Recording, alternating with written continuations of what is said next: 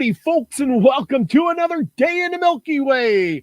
Tonight we got a great show for you, and all the way from here to there, and just before Thanksgiving, with my co-host David Null, Hawkeye Two Feathers. Thank you for being here tonight. Greetings and blessings to all y'all out there, because we're going to go from there and back again. From here and there and back again, we greet you with the love and the honor of the infinite creator. And we always say thank you for coming and hanging out with us. Absolutely. Absolutely. We are been doing this for a long time, and now we're going to go back in time to the days of the Pilgrims and talk about a little bit about that, and about the Indians that lived around that time and what happened to them and why. And I'm going to need a little bit of discussion on this one. So I need the Hawkeye to come out and the in the scoop thing of it. So anyway, the point is, can I mention something before you get started too much? Yeah. Here recently, and it has been going on, that there are those folks in the Native community, okay, that are like, we need to stop this Thanksgiving thing altogether. We need to just stop it in reverence and anyway, to the red man. And it's like, I thought about this, and it's like, it would be hard just to give up Thanksgiving. Yeah. But maybe there's a way, and in listening to what we discussed tonight, maybe there's a better way we can incorporate Native Americans into this versus it be us against them.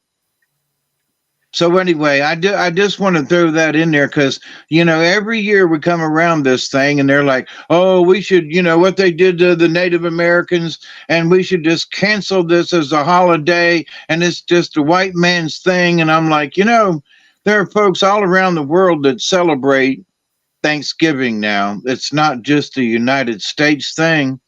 And it would just be hard to just get rid of the holiday.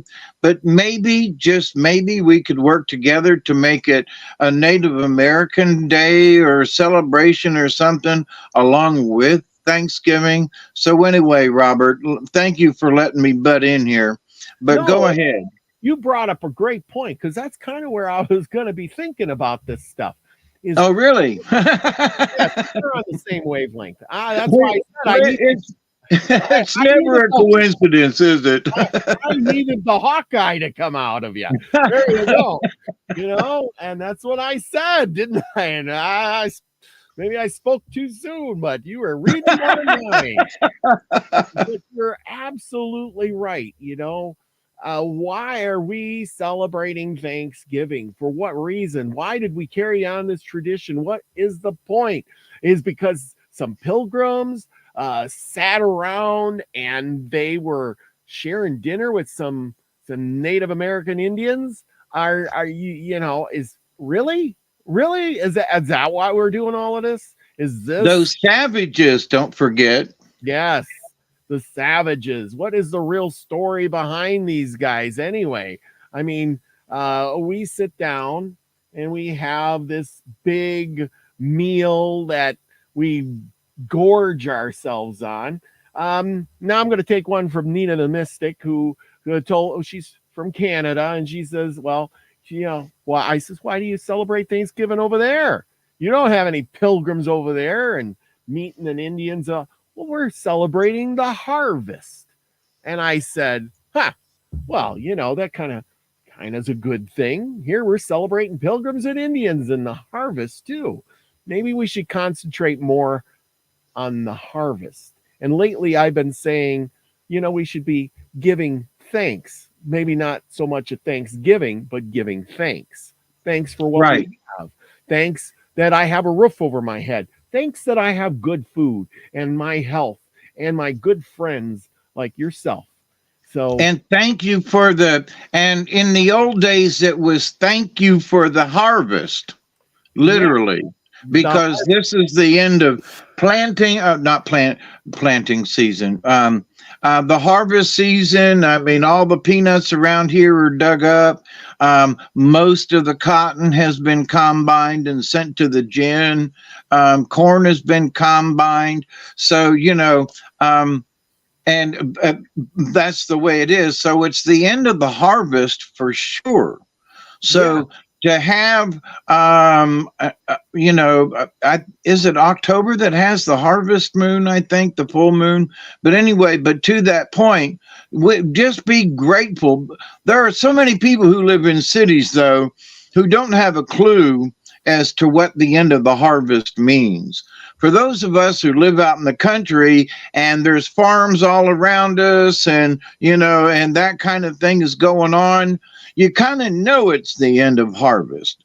But people in New York City don't have a clue, I don't think. I totally agree with that. And so this is a good time to remember all those things. Right. Now, let's hear some of the backstory about the natives and we're going to go to this, we'll just use this picture for the moment. Right. And we see all these things. We see them, the preacher up there, and we see John Smith and Squanto and his Indian friends. And I don't know who the preacher guy is. Anyway, the point is you got these people, they're celebrating. I see, who was it here? Susie Q says it was because they were getting along and survived the winter because the Indians helped them and they were thanking them, possibly. Gratitude. If you're celebrating in November, you're going into the winter. You're not celebrating surviving the winter. You survived the summer, which was easy. Now you have this harvest. You pray into Jesus. You pray into Jesus that the harvest will get you through the winter. Yes, get you through the winter, and you hope you had enough. Which doesn't mean that you're throwing a big party because you have some food. See, that makes no sense. But anyway, here's the thing. Well, wait a minute. Let me add to that, though. There is such a thing as Fat Tuesday in February. And for the Catholics and all, it's just before Lent, where everybody gives up something, usually. Mm-hmm. And so it could be that Thanksgiving is thank you for the harvest, but let's eat hearty, my friends, because winter's coming on. That's true. That's true. I never thought of it that way, but it might be like a bear who's eating all he can just before it goes into hibernation. So, but anyway, that's an interesting point of view. That's why we always say after Thanksgiving dinner, I gained 10 pounds. But anyhow, okay, let's get down to the nitty gritty of this.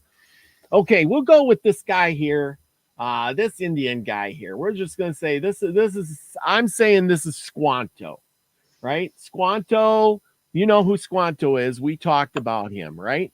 He was captured back in the day and taken to England, Spain, Europe as a slave, along with a bunch of other ones. Well, somewhere along the line, he learned to speak the language. He did get sick from the plague because he is an Indian and he didn't have any, but they nursed him back to health. And a Spanish man who was his slave owner felt sorry for him. He then funded his return to the States, or which are colonies at that time.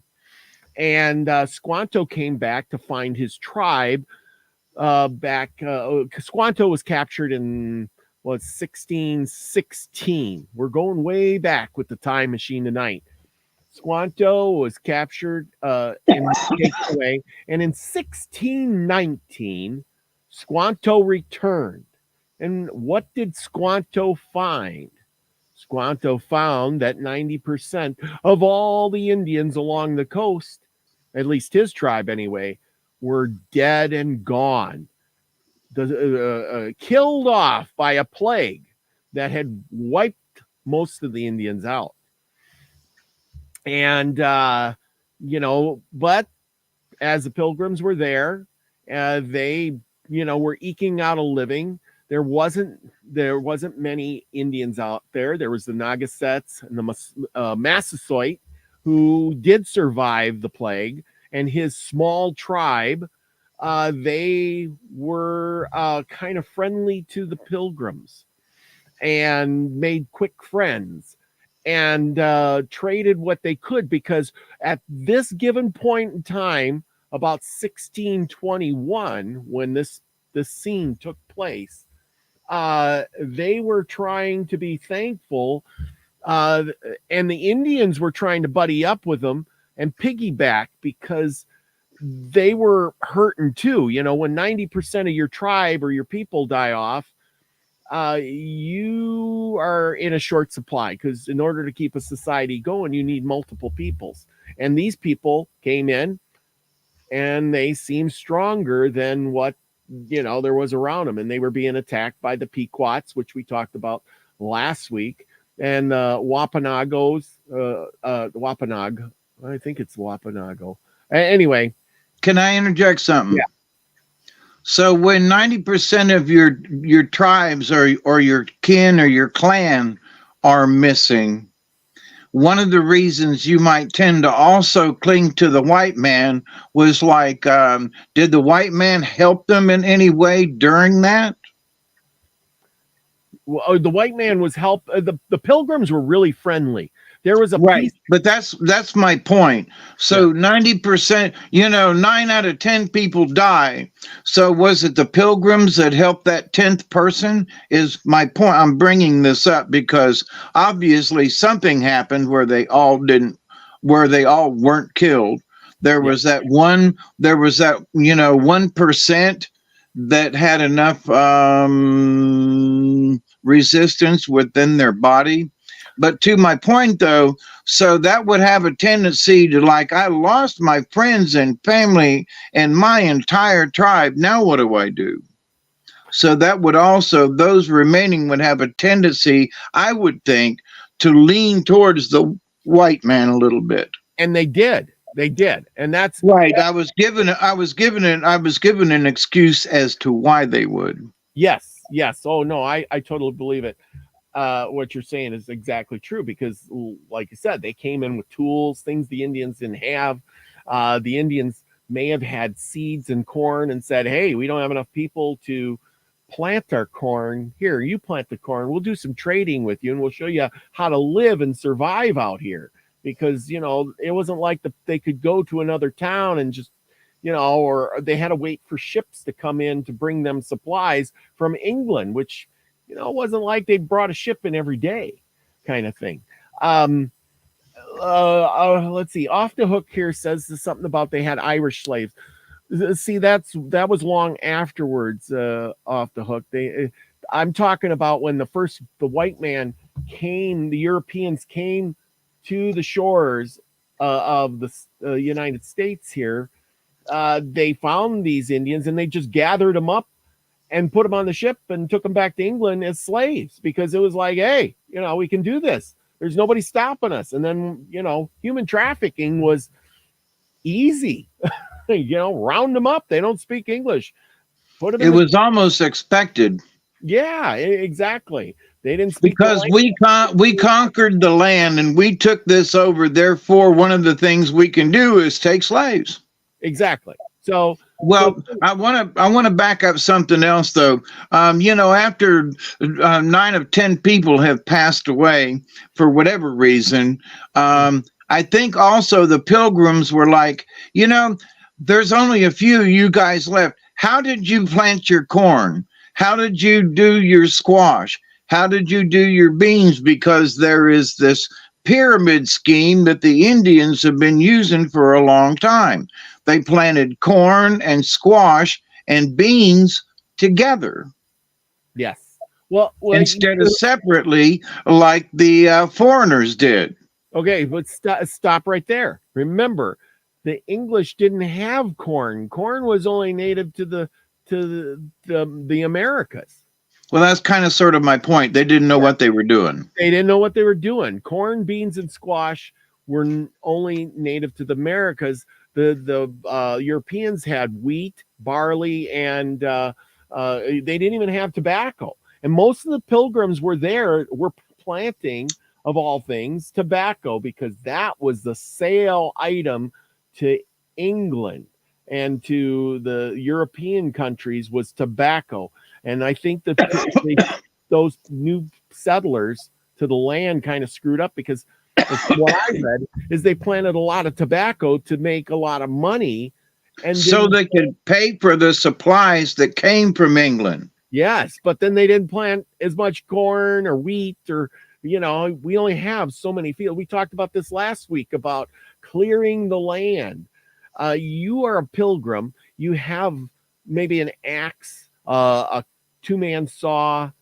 How many stumps are you going to be able to pull out? How much land can you clear with, under 100 people?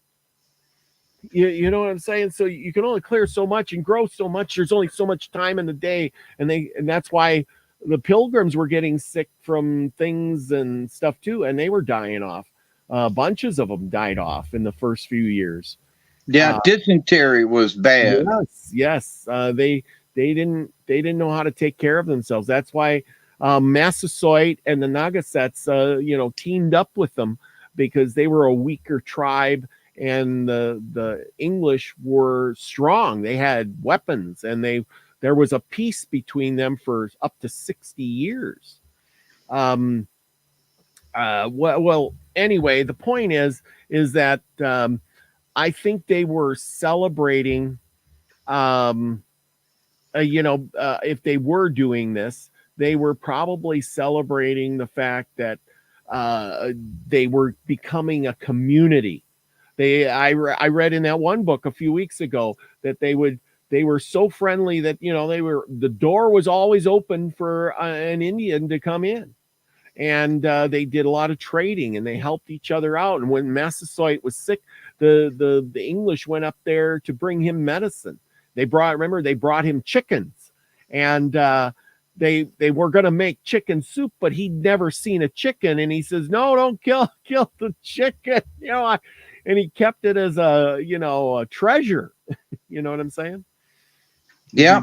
Never seen a chicken. So, I don't know. I think this scene could have happened in some sort of way. It might have not happened exactly like they're picturing here, but I think they might have had some sort of celebration, because it doesn't make sense to have one big giant meal and eat up all your food in one day, especially sharing it with all the Indians. You know what I mean? Because when you make a big dinner for Thanksgiving, you eat a lot of food. I mean, how many of you don't have leftovers after Thanksgiving? Come on now, be honest.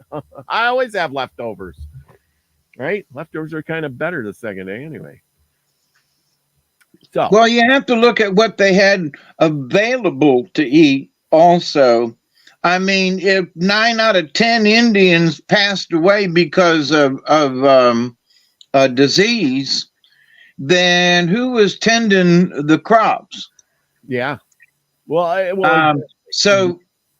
on. So the white people, I would assume, if there's a connection with the tribe and the people, that the tribe, those 10 out of 100 people, there's 10 left. Think about that. Mm-hmm. So those 10 people got together and said, we're going to have to go ask these folks to help us out here. So in doing so, they like, well, okay, well, here's some beans and corn, and you've never had corn before, so we'll show you how to grill it in the shuck right on the coals, and we'll show you how to put pick the squash and mash it up, and we'll show you how to do this, because the pilgrims had never seen that kind of thing, like you said. Mm-hmm. So the pilgrims are sharing their bread, which is something that the Indians didn't have. They had cornmeal, but they didn't have wheat bread. Yeah. So there were things that, hey, and, there are wild turkeys around here still. So I would think that they could have gotten a couple of turkeys and maybe some venison, so that, meat wise, they had that. But from a vegetable standpoint, it would depend on, depending on when those 90 people out of 100 died, how many were left, I would be celebrating too. I would be celebrating that, by golly, we made it through the summer, which was probably horrible. They have made it, through, whatever they have been able to gather as a harvest. Mhm. And they're just thankful that they're still alive. And it meant, they meant that. They were grateful to honestly be alive. Yes. Yes. And like I said, I think there was an alliance with the Indians in that respect.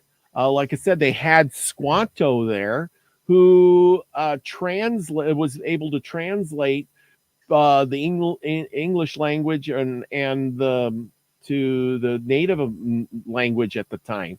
So now, but also, Lynn, I want to keep this, for some reason. I want me to make sure everybody understands this. That the Indians that were left, 10 out of 100. Remember that. So their numbers had greatly diminished. So they had to make friends. Yeah. They didn't. I don't think they had a choice. Yes. Yes. And and that's the thing. I'm sorry, I keep interrupting. She says a lot of those pilgrims died, right? Yes, a lot of the pilgrims that came over had died, and they were weak because they didn't know how to take care of themselves. Remember, the pilgrims landed in December and had they got off the ship. The ship basically threw them off and said, "You're done. We're done with you," and then they headed back. And yep. Here you are, sitting on the New England shore in December, and you got an axe in your hand, and you're saying, "Oh, I got to go cut down a bunch of trees and make a cabin for us to live in." And we got a few supplies, and that's it. They didn't know how to live. The Indians came in. Now remember, the big plague went through between 1616 and 1619. Now by 1621, when this was all going on, the populations of both had probably stabilized to a point where you help me, I'll help you, and we're both weak. We don't know how to live here, and you guys all you know how to live, but there's not many of you left to live, and we're trying to increase our populations. So when in need, the people joined together, united, because just anything else, united we stand, divided we fall. And I think they both knew that they were both in dire straits. The Indians didn't have enough people to do the farming, and the English or the Pilgrims didn't have enough people to do the farming or survive or hunt. I mean, they had the better equipment. They had the guns, they had the axes, they had the saws, they had some more technology and clothes and things like that. Whereas the Indians knew how to tan leather, they knew how to survive the winter, they knew how to fish, they knew how to do all of those things that these Pilgrim people probably didn't know very much of.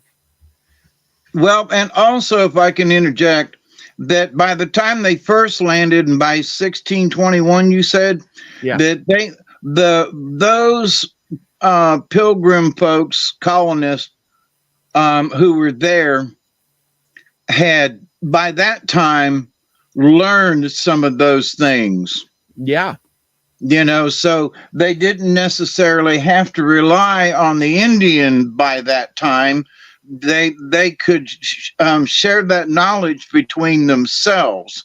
Yeah. So I'm sure that the Pilgrim women learn how to, deflesh skins and hides. Yes. Because, by the, 1700s, there were guys running around in the wilderness in buckskin, Daniel Boone and, and all of them guys, they wore buckskin because it was practical, but also it was because it was homemade. So, but anyway, I did, so the white man had learned enough by the time 1821 came around to where they could possibly be self-sufficient in that area. It takes a few years to learn trades that native folks have known for centuries. Yeah. Yeah, you don't learn that stuff overnight, and then you got to have, people that will, how should I say, be able to do it. Yeah, the if there's only so many Indians, they're only going to be able to do so much, and it takes a couple of seasons. Like, you might harvest, the beans and squash and stuff, but, to plant it and when to plant it and how the natives used to do it is going to, okay, here we are this spring. Well, they get through one summer, but then by the next spring, you need 2 or 3 seasons to be able to really learn it, Yeah, which would kind of be the time frame. Remember, squash right. In 1619, and then 1620, 21, 2 years. Right. That's sort of my point. The white folks would have started learning things, Mm-hmm. Yeah, they would have had time to learn stuff. And the Indians were probably coming back, finding others from, and we talked about how they possibly had, if your tribe got decimated and you only got 3 people left, well, you're going to move to another tribe to gather together, because 3 people are not going to survive a winter. You're going to need more people. And then, but also, I think, because Europeans had iron plows. Yeah. Mm-hmm. And I think that by the time 1621 came around, they could have brought a couple of cows, and they would have brought plows, which would have also been able to increase their farming ability, where Native Americans were using sticks and stuff, and hand push kind of plows. Yeah. And so, the white man brought their technology over. I would assume by that many trips, they would have brought a cow or a horse or a donkey. They did bring things with them, and they landed, but they and other ships had come by that time, and it actually brought a few more people. But the point is that you're right. We talked about clearing the things and plowing the stuff up, and you couldn't plow the fields if you just were doing it with a shovel. Right. Way, and they were trying to plant tobacco because that was their big cash crop. But by 1621, though, I think that because of they had a chance to bring more implements over to help them establish. So anyway, that and trading with the Indians, because the Indians want to plant their own corn too. It wasn't like, hey, you guys are planting, we're just going to mooch off you. And but if they said, hey, bring your plow over here and plow up my 3 acres or whatever, hey, that plow of yours works pretty good, This doing it by hand sucks. Well, yes. Lucky says the Mohican, I put this up here, the Mohican tribe was pretty aggressive to the Nagasetts tribe who needed the Pilgrim for friends. Yes, the Pilgrims and the Nagasetts teamed up together, and for protection from these other tribes, the Pequots, the Mohicans, and stuff like that. And they made a good alliance because there was peace among them for 50, 60 years. I think, who was it here? Off the Hook has got it wrong about the Trail of Tears. That was in the 1700s when they. No, it was after Andrew Jackson in 1817. Okay. Yeah, it was the early 1800s. Okay, yeah, it was from Andrew Jackson. They rounded up after the War of 1812, and he became president, and that was the Trail of Tears then. Yeah, that was a long time after the Pilgrims. So not in relative to this thing. Can I bring up something here just because I interrupt all the time? Oh, go ahead. Do you wonder why they wanted to war with them so bad? Was it because they were teaming up with the white man? What prompted the other tribes to want a war with them? Was it just because it was like, I hate them sons of bitches, or, and why did they hate them? And, I could see one tribe teaming up with the whites, strength in numbers, but why did the other side, wonder what prompted them to want a war with them? What did they have? Did they want to take what the pilgrims brought with them? Was it because they had better corn and squash? I mean, what was it that the other tribes wanted? I'm just curious, What did the other tribes want with the Nagaset's land? Or why did they want to kill the pig? Who was killing who, or who wanted to take what? I'm not clear on that. That's my point. I'm wondering why they wanted to war at all. What set them against each other? Well, most of these tribes were fighting over the same old thing anybody fights over: land, hunting grounds, things like that. I mean, that was the only thing that was important to these people: land and hunting grounds. Then the only thing they had to really bargain with. Yes, because what are you going to do? I'm going to go in at the tribe there, and I'm going to take their wigwam that's made out of bark, and maybe I'm going to take their canoe, or they got some really good bow and arrows over there.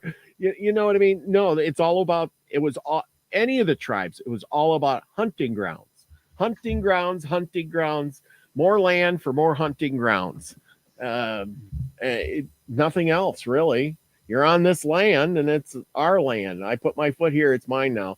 And then, of course, it just seemed like it's all about because that's how they harvest their food. The deer. There's deer over on that side of the fence, not on this side. And we're hungry. You know what I mean? Yep. I'm being the devil's advocate. Oh, yeah.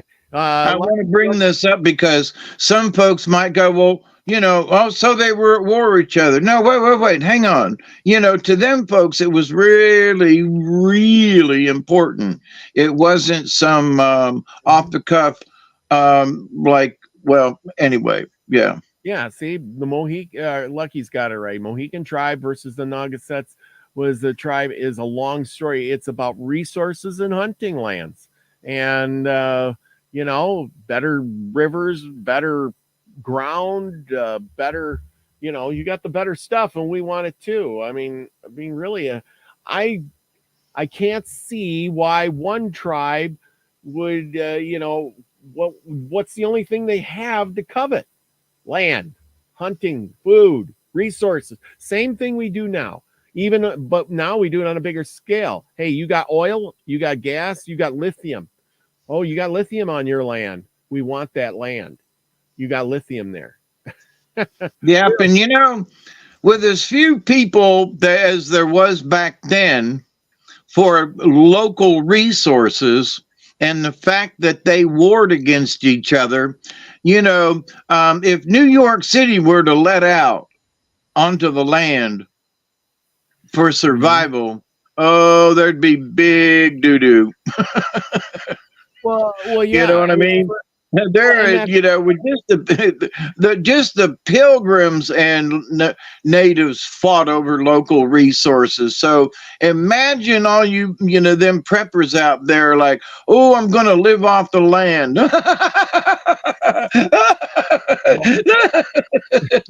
Yeah. Okay. Well, and that you got it right, because most people don't know what's edible and what's not edible. They walk outside and they cut down the dandelions and spray them with some weed killer. And I know, for instance, Lucky, he was talking about this a few times ago about his backyard has all these weeds in the back, and his neighbors were mad.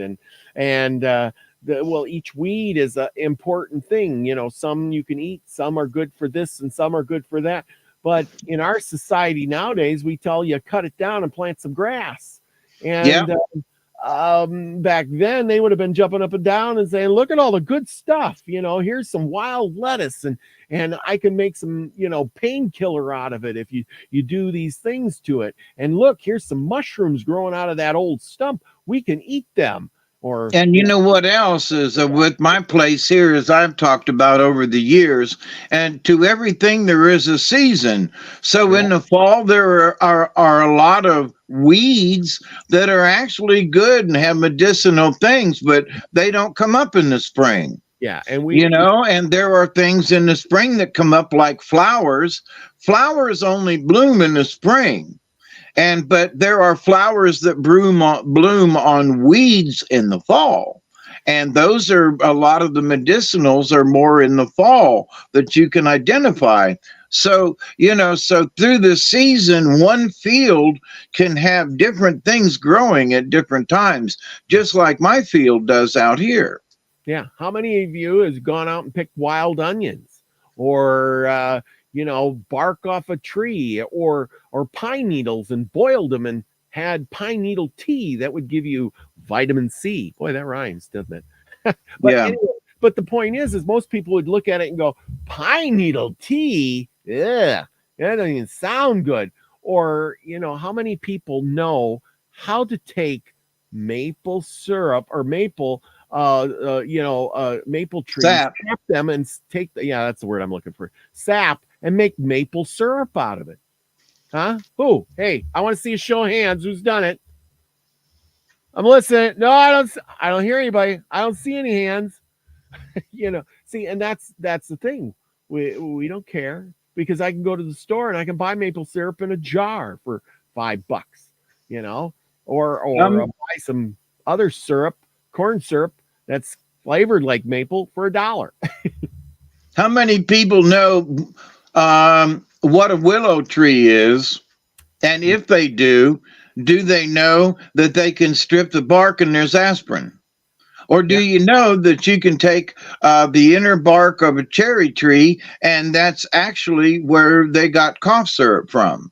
I mean, there are so many things that the natives just knew when they were growing up. A 3-year-old was like, "Grandma, what is that?" She's like, here, granddaughter or grandson, you peel the bark like this and you chew on it or whatever. So, but people depend so much on the system that if you were to be out in the wilderness or the woods or whatever, would you even know what to look for?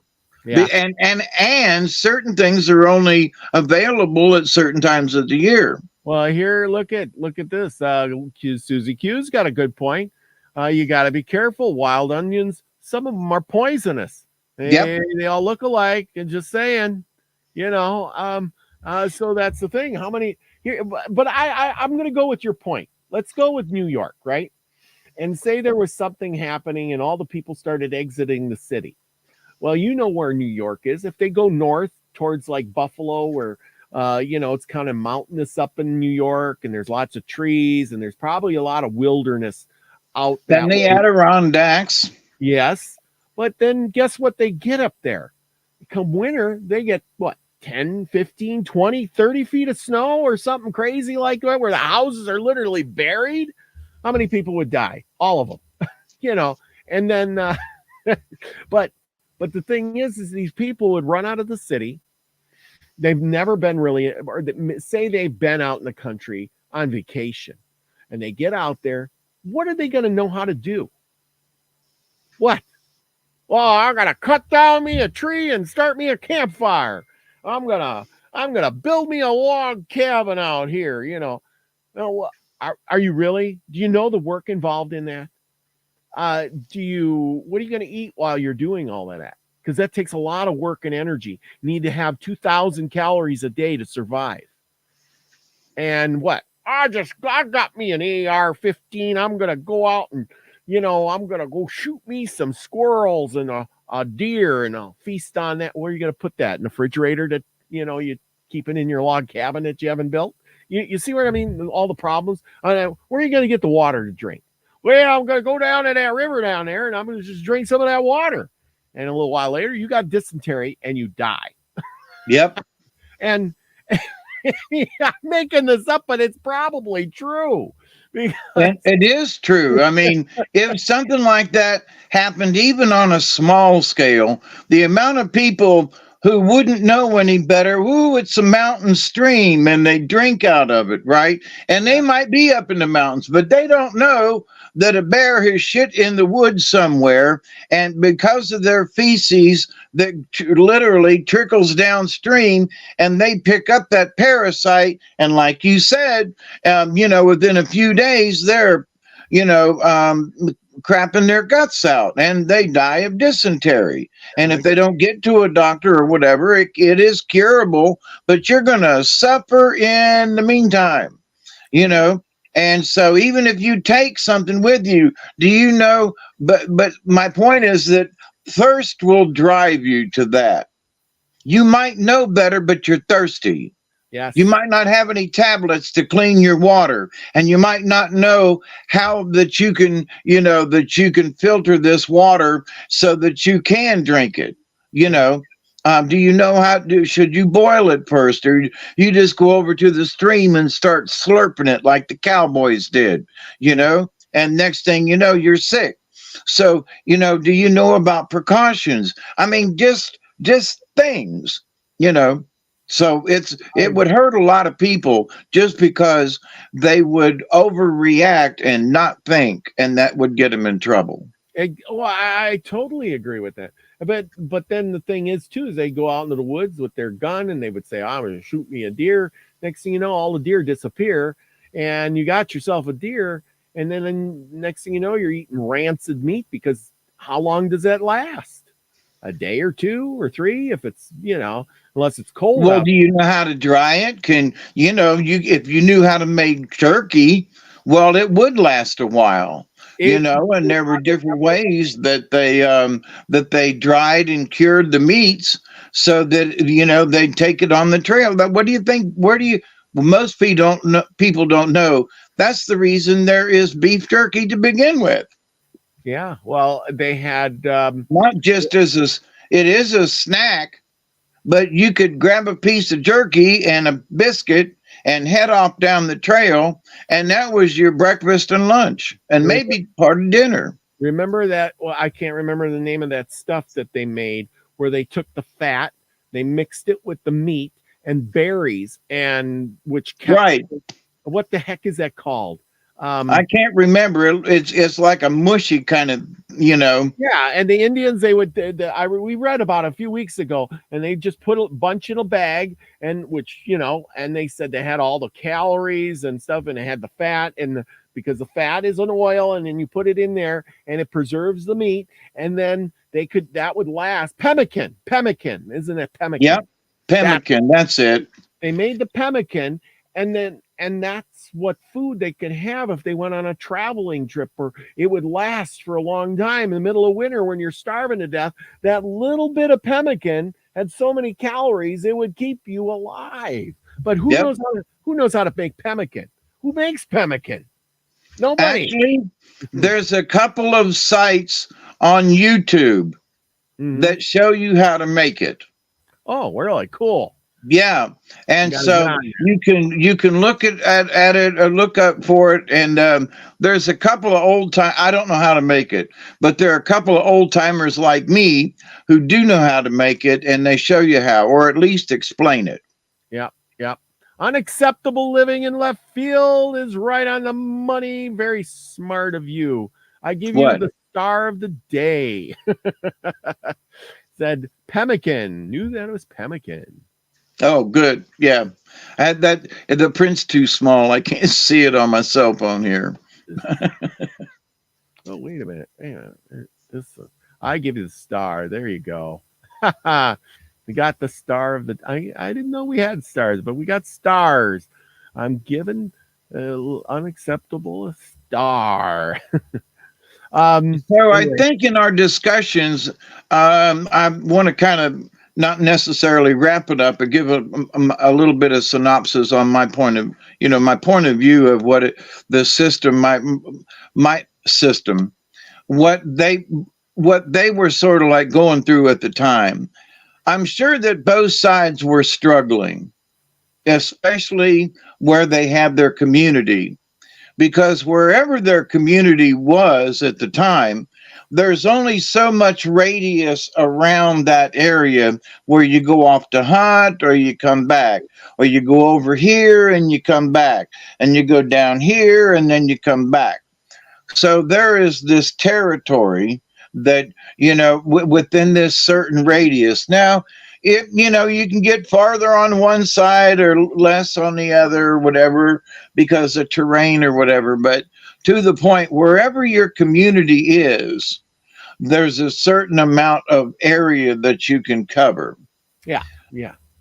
So simply because you got to get back, you don't go 1,000 miles in one direction and then have to worry about coming back. Well, you got to remember that these tribes, remember too, were you may be in the one Naga, say we're in the Nagaset tribe, but your tribe is broke up into smaller villages that are scattered out throughout miles and miles. Because if you were in a village that had 500 people in it, how are you going to grow enough food or, get enough deer and things to feed 500 people every day? What are you going to do? I mean, how many deer would it take to feed 500 people a day? A bunch. Yeah. Who's going out and hunting for 500 people every day? What do you, we bring in 20 deer a day. Well, you're going to run out of supplies. They don't multiply that fast. You got to get bigger animals. Like you got to have buffalo, or you got to, go fishing and catch hundreds of fish. That's what happened in Europe. They were fishing all their supplies out of the lakes and the rivers to the point where there wasn't enough fish for everybody. And then they hunted all the animals. So they had to turn to farming, because if you don't farm and raise the cows and the pigs and the sheep and the chickens, you're going to run out of food. You can't support a lot. That's what we're talking about now with the New York, okay. So the new people in New York, well, they're not farmers. They're going to be hunter gatherers. There's not enough food supplies for hunter gatherers. No. All the squirrels. They argued about it 300 years ago. Yeah. What do you think would happen now? I mean, put things in perspective. But I was just in the woods the other day. I realized it was the first time in 10 months that I've been able to get to the river because of my operations and everything, and the other heart attack and too hot of weather. And, so when I got to the river, it's barely trickling. I literally could walk down it was like a big ditch. And there's still a couple of decent sized holes though with water in them, and deer track all over the place, because the water shortage is such at the moment that the only place they can get water without finding a pond somewhere is to get into the bottom of the riverbed there to drink from. So, but anyway, as far as wildlife is concerned, there should have been all kinds of different tracks down in the mud and the sand on the bottom of the riverbed there, because of critters looking for clams or, stuff. And I only saw like one set of coon tracks and some different sizes of deer track. But so where are the rest of the critters? So if I was hunting for my family, there wouldn't be anything there really. What? There's one coon, we shoot it, eat it, then what? Yeah. Then you're done. That's it. Yeah. Well, it fed us now, I hunted and I found this coon. Now what? Well, ain't nothing else. Yeah, we're gonna. You're looking pretty good there. You look like you got a little fat on you. Before you get too skinny, we're, you know what I mean. Yeah. But anyway, here. So and knowing how it is, just living down here and I mean, there's a lot of property around me that nobody lives on. So a lot of wilderness that very few people have ever walked on around me. But but so my point is, so how, if I don't have enough wildlife in my local area for me, Yeah. what's it going to be like for a bunch of people? Well, think about the nearest city to you. And when that city empties out a little bit and they come out, where are they going to come? They're going to come out by you and say, oh, we're going to go hunting. And look at, there's a big swamp there. We can go out there. There ought to be animals out there. Well, you're going to be like, hey, yeah, what are you doing? You're going to shoot the only deer out here that I'm going to be eating. You're shooting on my property? Yeah, exactly. What? Well, exactly. They're not going to care. So, and we had that issue actually about a week or so ago when a friend of my channels, my next door neighbor, Miss Sheila, called me up and she's like, did you hear that shooting the other day? And I was like, yeah. She was like, well, I was in my deer stand and there were people on the other side of the river shooting across the river at her. Oh, wow. She goes, what are these fools doing? And they were sounding like they were shooting with a gun or something that had, multiple shots in a row kind of thing. Not necessarily a machine gun, but, Yeah. So she's like, I'm sitting in my deer stand legally and far enough away from the riverbank, but they're shooting at her from the other side. Like, wait a minute. So, you got to watch out for your own damn neighbors, trying to shoot your ass by accident, Yeah, well, I totally agree. It's a mess. Hey, Chloe's at work. I want to be a big shout out to Chloe. She says, Hawkeye, tell Miss Sheila and Ricky happy Thanksgiving for us. Oh, I will. Absolutely.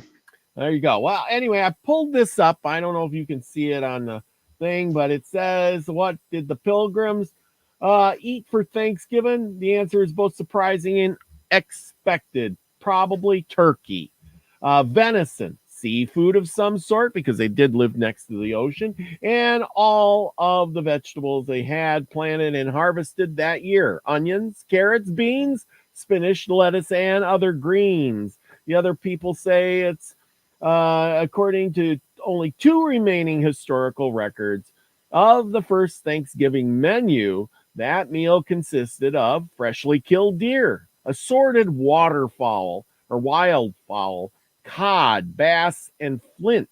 I don't know what flint is. And a native variety of corn harvested by the Native Americans, which was eaten as cornbread and porridge. So there you go. Learn something tonight. And what did the pilgrims drink? An expert in food and culinary history of the pilgrims and of Plymouth say the answer is terribly exciting. It was water. She claims the pilgrims drank water. They drank it at the first Thanksgiving. They drank it every day. Interesting.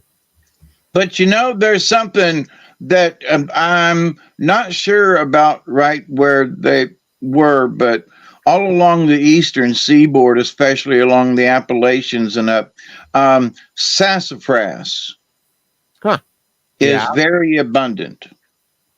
And there were a lot of people, that drink and still do drink sassafras tea. So I think it would have been something that it might have been water, but can you just drink water all the time? No, it just gets boring as hell. So I would bet you they had some kind of tea. And since sassafras is so prevalent along the East Coast, I would suggest that they were somebody was drinking sassafras tea. Yeah. I totally agree. F Kitty says no beer. Yes, it did say they had beer too in that article. But I think that people drank a lot more alcohol than we give them credit for, because alcohol purifies the liquid that you're drinking, and therefore you wouldn't get sick and die. Yeah. And it's real easy to make a quick wine in 10 to 15 days. Yes. And but because of the Puritans and everybody, you can't talk about the wine they made. No, we didn't do that. We can't share the wine with the natives, because then you got that. That's where the white lightning come with the the Native American. Yeah. So, but anyway, I mean, but I do agree with that, because if you they didn't have bleach that they could put in their water. They didn't have water filters, and they didn't know about all that stuff at that point in time. But they did know that if you drank alcohol, you wouldn't get sick, and anything infected with the alcohol, you didn't get sick. So, I mean, the people were smart enough to figure some of that stuff out. Let's see. So we hit the 10 o'clock mark, and it is time for a good story. Who wants to hear a story? F Kitty says, yeah, beer must have been medicinal. And I bet you they had mushrooms too, right? There's poisonous plants. I think there is a medical reason for all the poisonous plants, like poke salad, or maybe those juicy berries I tried one year, deadly nightshade. Oh yeah, don't eat the deadly nightshade. Oh geez. But anyhow, all righty. Well, speaking of poke, since you brought it up, yes. In the springtime, pokeweed was poke salad. Yeah. The song "Poke Salad Annie." Yes, poke salad Annie. Exactly. But in the springtime, when poke comes up, the old timers would double boil the leaves that came out of the from poke salad, and they ate it because it's high in vitamin C. And so, and coming out of the winter, most folks were delinquent or delinquent, but that's about right. Delinquent and deficient of vitamin C. So, as a spring tonic, that poke salad, but there's a little recipe, but later on, and as the plant gets older, then you don't do that. It's only in the early spring. But the little purple berries that come out say, "Can I have some of your purple berries?" Yes, I've been eating them, But anyway, you can have a couple of them. A friend of mine who was a medicinal, I don't know if he's still alive.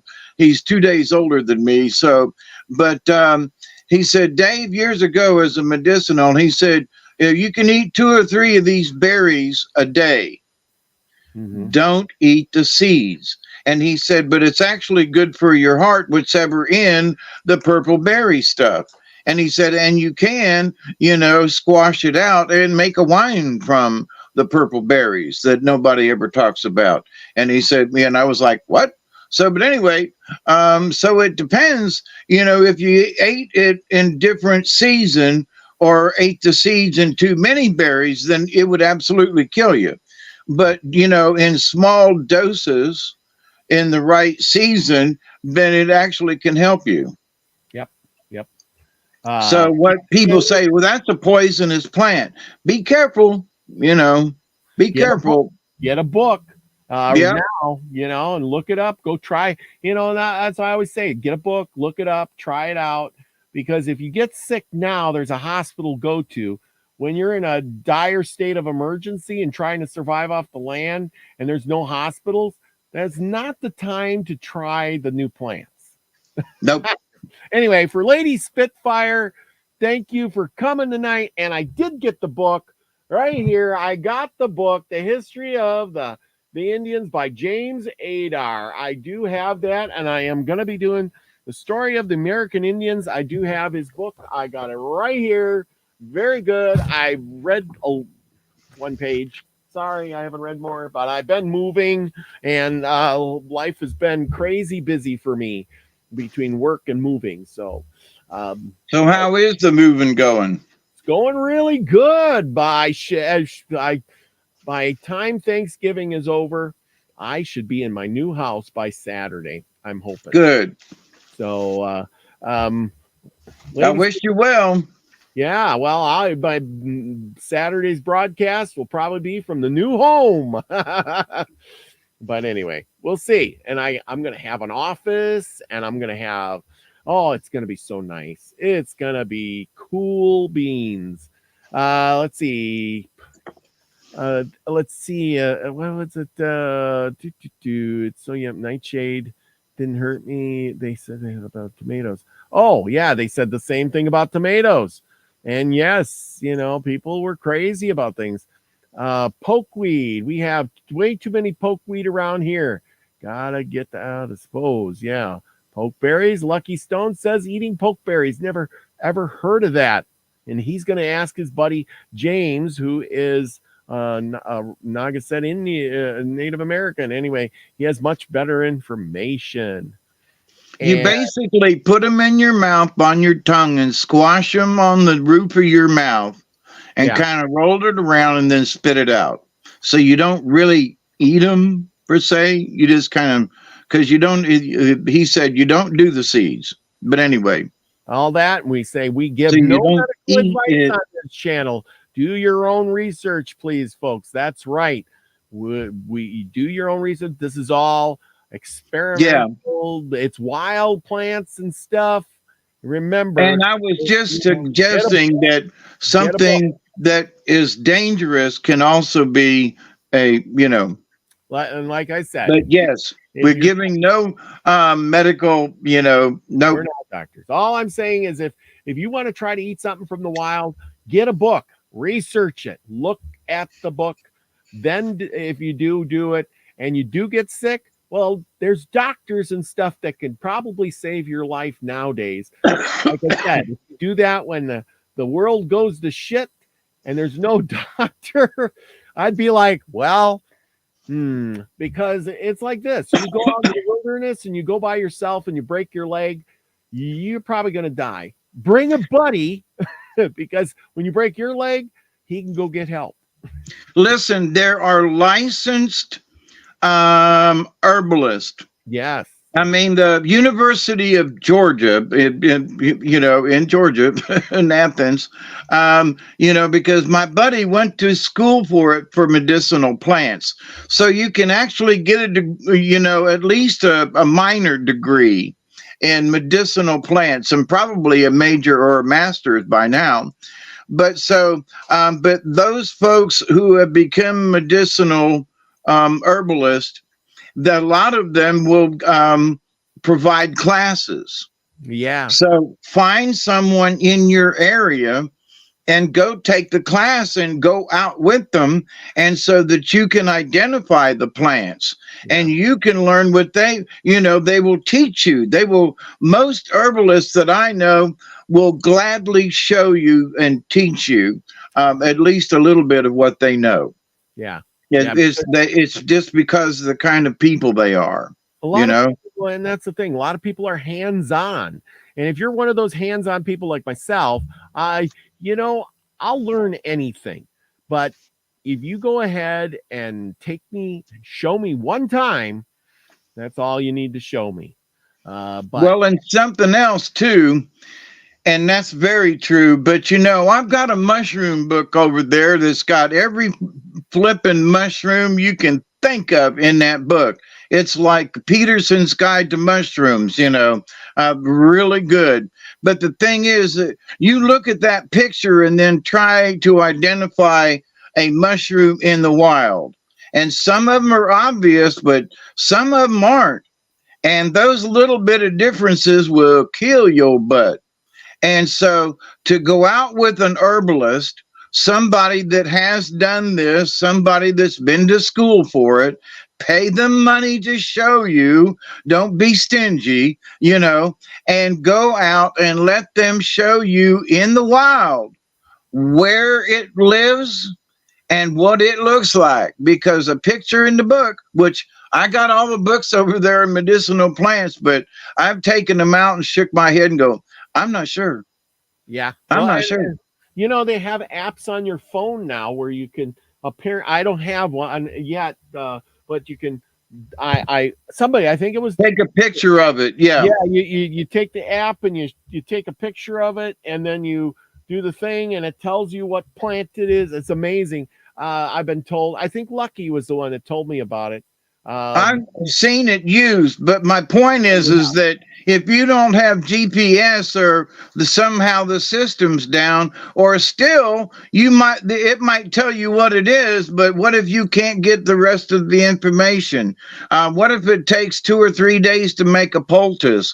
What if you need to do it with some alcohol? What if what if there's some other, so, oh boy, you identified it. Yeah. Then what? Yeah, I know. I know. Then what? I know. You know what? Then you call your good friend up and you say, Hawkeye, what am I doing? Anyway, no, here's my 10 cents about that to other people. Practice it. If you're worried about what's going to happen, then you can start practicing these things in your free time. And, that's being proactive. Say, well, I don't know what'll happen if blah, blah, blah, blah, blah. Well, then do something about it. Yeah. Find somebody. If you know that you're going out on free days off or whatever, and you're going out and learning about plants and things or whatever, then that's being proactive. So instead of sitting around, what am I going to do? Be proactive, learn it yourself. Yeah. Find out. And then plus you'll be getting back to nature, which is a good thing. Yeah. So, but that's a good way to strengthen your own being. Yes. That's how you become you go back to being a native again. Yeah. Because you're looking for those natural things to heal you, and going out and looking at plants, and even if you are just taking pictures of it, you're going to be close to nature again, and nature is going to share that energy with you. So, and all of that's healing. So good luck, everybody. Yeah. And that's the thing, is you got to find the right people and learn now, because there's this guy on Instagram that I don't know if he has a YouTube channel or not. It's called Walking with Wildflowers. I don't know if you guys have ever heard of this guy, but he lives off the land. He rides a horse and pulls a mule. And I am going to copy this, and I suggest that you all go over there. This guy is phenomenal. He's a lot of fun to watch, and he's got a lot of stuff that he puts out. That's I'm going to put this in the chat, and go check this guy out. He is just amazing. And the stuff he teaches about picking plants, living off of land. He lives in a teepee. He has, just him and his dog and his horses and mule. And it's really, really good guy. A lot of fun to watch. He's real honest. I really like him. I envy him in a way, because he's just living nature and living like a real person. So anyway, go check that guy out, please. He's a lot of Walking with Wildflowers. I guess he roams like between Oregon and California and Montana and Idaho, all through the area there on horseback. So there you go. Anyway, you got a good story for us tonight. Got a couple of them. I like when you got a couple of them. And the first two are very short, and they're sort of to the point. You'll just have to hear them to figure out what that point might be. It's like, what? The story just ended, and I was like, wait a minute, isn't there another page to this? And I looked down and went, nope, there's another story. So, well, I hope I got the right. Dagwanoyant Whirlwind. Is that the one you're on? Yes, Dagwanoyant Whirlwind. That's the one. I am right on. You said that pretty good, brother. Well, you're getting a lot better. When I hear you pronounce it, then I could do it. But then if I would have looked at it, I would have looked at that and I would have said something totally different, probably. Well, I'm Hi. picking on you, but I'm praising you too at the same time. I know. So The other one. a Also, year ago, you used to be tongue tied. I'm still. I try my darndest. I really I do. know, and over the last year and a year and a half at Yeah. least. This Yeah. is our 104th or 5th show. Yeah. Yeah. Wow, Exactly. my goodness. So I thank 104. you everybody for putting up with this. Those that you who come and hang out with us. God bless you. So Dagwanouient. And they probably, if I was pure Native American, there'd be a little bit more emphasis on a couple of those uh, uh, Yeah. syllables. There you go. Are you ready? I'm gonna remove my. Okay, whirlwind. Two brothers, one a young man, the other a small boy, were one day out in the woods together. They heard a great noise overhead and looking up, saw a Daigwanoyan, an enormous head flying above them. The elder brother called out, "Go we, go we." The Daigwanoyan said, "Thank you, thank you. You should always sing in that way when you are going to fight. If you do, I will be on your side and kill your enemies for you." Taking 3 hairs from his head, the Daigwanoyan gave them to the brothers, saying, "When you want to escape from danger, get water and draw these hairs along in it. When you take them out, drops of water will hang to them, and those drops will bring rain." Then the Daigwanoyan went on, leaving the 2 brothers. By those hairs, the brothers often escaped from their enemies. Whenever they wanted rain, they had only to draw the hairs through the water and then shake off the drops. Right away, heavy rain fell. The hairs were long kept by the Seneca. Now, the narrator of this story thinks there is one hair yet. It is owned by a man who lives on the Allegheny Reservation. Now, we don't know if that information is true at all, but that is the story. This next short story is called Hoto, cold. One day, a man who was out hunting met Hoto and said to him, "You cannot freeze me no matter how cold you are." "I can," said Hoto. They had a long discussion and at last agreed that when night came, they would have a trial of strength.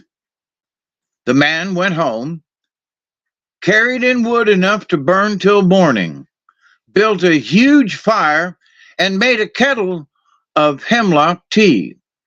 He stood in front of the fire all night, turning first one side and then the other toward the heat, often drinking a cup of hot tea.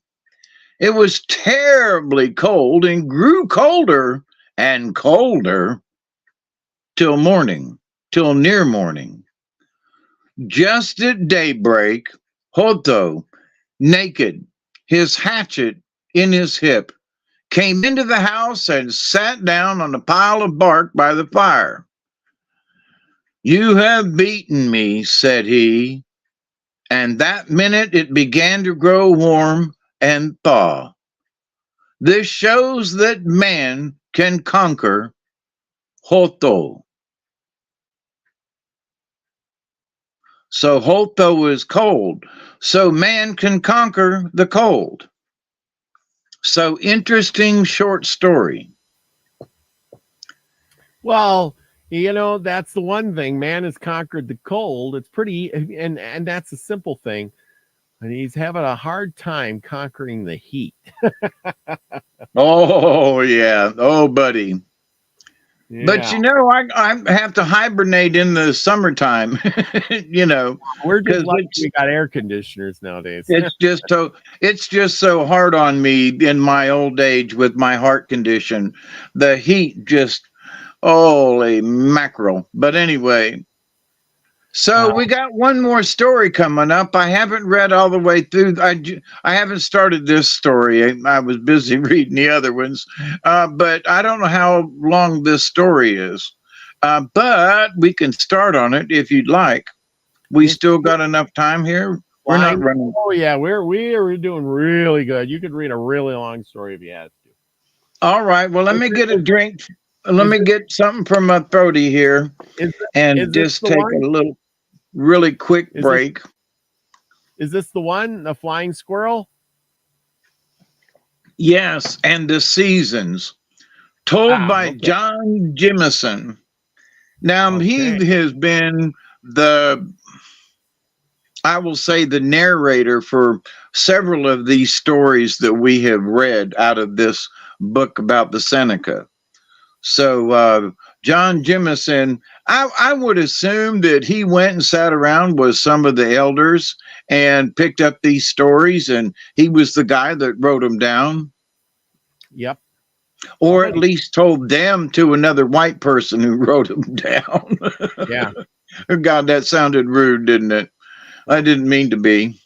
Well, they didn't have tape recorders back in the day, so No, and so, and I've spoke about this before, but my dear friend, Kashka LaRue, that was a legend keeper from the Tlingit tribe, and every so many years they would literally all get together and they would each tell the stories to each other to make sure that they continued to tell the stories correctly. And yeah. they weren't allowed to write them down or make recordings. So, so every so many years they all got together, and even the apprentices got together behind them, so to speak. There were two apprentices to every legend keeper, and I think there were 12. So that meant that there were 12 legend keepers and 24 apprentices who repeated the stories and the legends over and over to each other to make sure they all knew, and didn't mix up the story or change it in any way. So, that's how serious these things are to the native peoples. Okay. Now, stories are just stories sometimes. They're just stories. Do they have a point of a lesson or a moral? Yeah, but they're not a legend. So these are stories. So Dosenio Daaya, flying squirrel. Dijanoyayak, robin. Dawis Dowie, tip up, or a bird. Dididanya, caterpillar. Didjahosawig, ants. Gasayonditha, a meteor. Ooh, that's an interesting combination of things. So those are the characters. Flying Squirrel was a poor man. He could kill no game, and he didn't know how to get food for his wife and children. One day, he sat from morning till evening with his head bent down, thinking what he could do. That night, just as he was going to sleep, a man came in and said, "War is being forced upon the people across the lake. They want all the assistance they can get. They have sent for you. You are to start 2 moons from now. I will go, said Flying Squirrel. The stranger left, and Flying Squirrel fell asleep. While sleeping, he dreamed, and his dream said, I have come to help you. You have promised to go to war. Those people will try to kill you. They will do this to find out how much power you have. I will be there and will save you. The next morning, Flying Squirrel was low-spirited. He sat with his head down. It troubled him, but she got no answer. At midday, he raised his head and said, I'm going to war, and I'm thinking how I am to conquer my enemy. After telling his thoughts, Flying Squirrel was no longer sad. When 2 moons had passed, he took his bow and arrows and said, I am going now, and I may be away for a long time, but I think we will all live. Flying Squirrel traveled many days without food or rest. Then he said to himself, I'm hungry, but he kept on.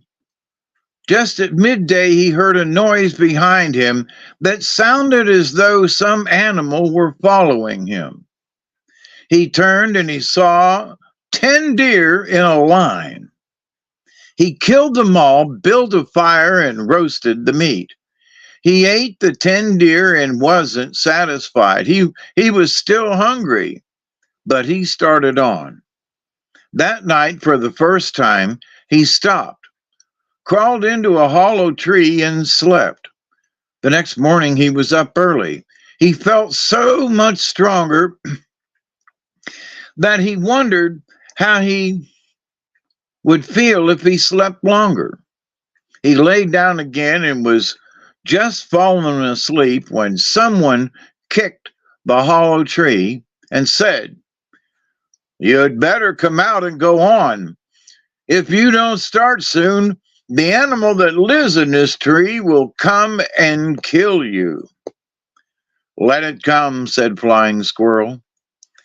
Right away, he heard a great noise and felt the earth tremble. Then the tree he was in was torn into pieces. Just as enormous jaws were about to close on him, he sprang into the animal's mouth and fell on his back in its stomach. Soon he knew that the creature was running, and he thought, This is pleasant. I'm going to be rocked, and it is nice and warm in here. The creature traveled for a long time and then lay down. Flying Squirrel went to sleep, and when he woke up, he thought it must be morning. By then, he felt a movement, and he said to himself, The person who is taking care of me is waking up. Then he knew that he was being carried along swiftly. Now I'm traveling fast, thought he, as he rocked from side to side. When the creature was running at great speed, what seemed like a terrible gust of wind swept through him, and Flying Squirrel was blown out. He got up and, looking around, saw a great black object going on ahead. Flying Squirrel thought, Oh, what a dreadful animal has been taking care of me. The sun was up in the middle of the sky, and he couldn't tell which way to go. After a while, he started, as he thought, toward the west, but he went directly north. Flying Squirrel traveled many days and nights without food or rest, and then he thought, I am hungry. That minute he heard a noise, and turning around, saw 10 bears in a line. He killed the bears, then built a fire and roasted the meat. After he had eaten the last morsel, he said, "I've had a meal that will last me a long time." And he went on. He traveled many moons, resting nights, and then he was stopped by a precipice so deep that he couldn't see the bottom. As he stood wondering how could he go on, he saw a man coming from the east. The man's hair was long and bright. Then he saw a man coming from the west. His hair was fiery red. As he looked, another man came from the south. He had long, light hair. Then he saw one coming from the direction he himself was going in. That man had a very long nose. The man from the east spoke to Flying Squirrel, asking, "Which one of the four will you choose?" Then the man from the west said to the man from the east, "I am sorry that you got ahead and spoke first." Then he asked Flying Squirrel, "Which one of the four will you choose?" Each of the four asked the same question. Then the first speaker said, "We have all asked. We don't know which one he will choose, but we will put ourselves to trial, and the strongest will be the one to have the care of him." The bright-haired man said to Flying Squirrel, "You who have come here are the cause of our fighting, but I warn you to be careful. Should the man from the north conquer, he would devour you. Should the man from the south conquer, he would enslave you. The man from the west is my friend, but he is not as powerful as I am. There isn't much chance of his winning." "Let me talk," said the man from the west. "We are proud. Each one thinks that he is the strongest. I have conquered everything I have met. I have been all over the world. I think that I am the most powerful of the four. My friend, whose hair is bright, is not very powerful. All he can do is give you light. I can do anything. I can aid you in battle. Look at my hair. It is red, covered with the blood of fighting. I shall be sorry if you fail to choose me. I don't know the other two, but I think they are man-eaters." "Let me talk," said the man from the south, the flaxen-haired man. "I have great strength in jumping, and I am a swift runner. When in war people run away, I can overtake them. The man who comes from the north is a friend of mine, but he is not as powerful as I am. You should choose me." "Let me talk," said the northern man. "I am a man of great power. No matter how steep a place is, I can climb it. I can overpower every creature that lives in the water and all the animals that roam around in this world. Only 5 things do I fear: the ancient of bears, blue lizard, whirlwind, the ice king, and thunder. I shall be sorry if you don't choose me." Flying Squirrel didn't speak. "Stand aside," said the bright-haired man. "The trial of strength must begin." "Let us begin fairly," said the red-haired man. "Let this man make his choice before we begin." "Let us have the trial first," said the flaxen-haired man. "Let us have the trial first, and the one who is the strongest will have the care of the man," said the long-nosed one. Now begin, said the flaxen-haired man, and he sprang toward the red-haired man.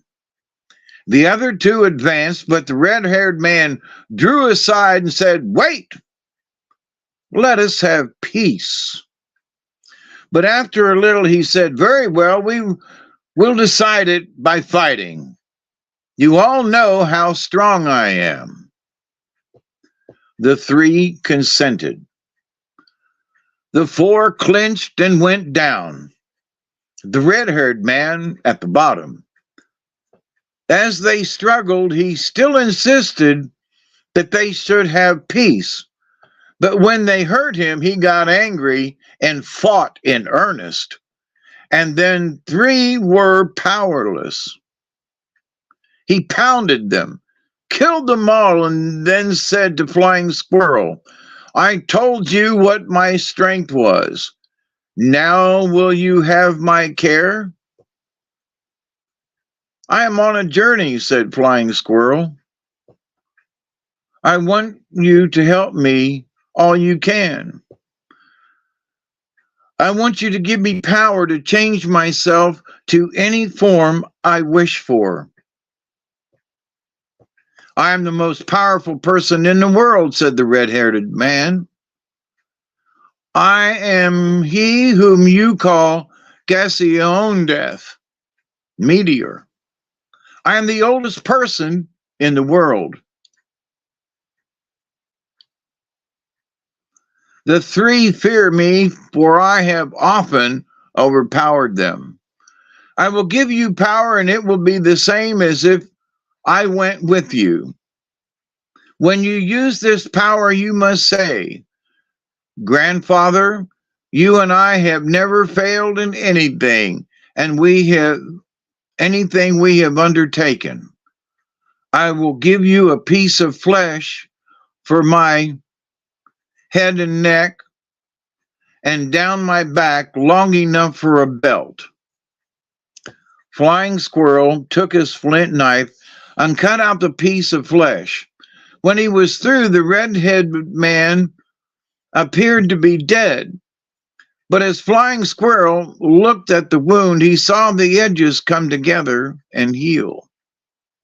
That minute the man said, You see what power I have? I cannot die. As for the men you saw me kill, only sent them home. They're not dead. Now go in the direction I came from and do all you can to help yourself. The bright-haired man will soon be here, and I would not be well for us to be together. When he comes, I am going. The red-haired man leaped into the air and, giving a whoop, called out, I am the strongest person in the world. No one can conquer me. As he traveled, there were sparks in the air. Flying Squirrel felt limber and strong, and he ran on swiftly till night came. Then he lay down under a tree. He was almost asleep when he heard footsteps on the dry leaves. Then a voice said, Flying Squirrel, I am in search of you. I am sent by the red-haired man.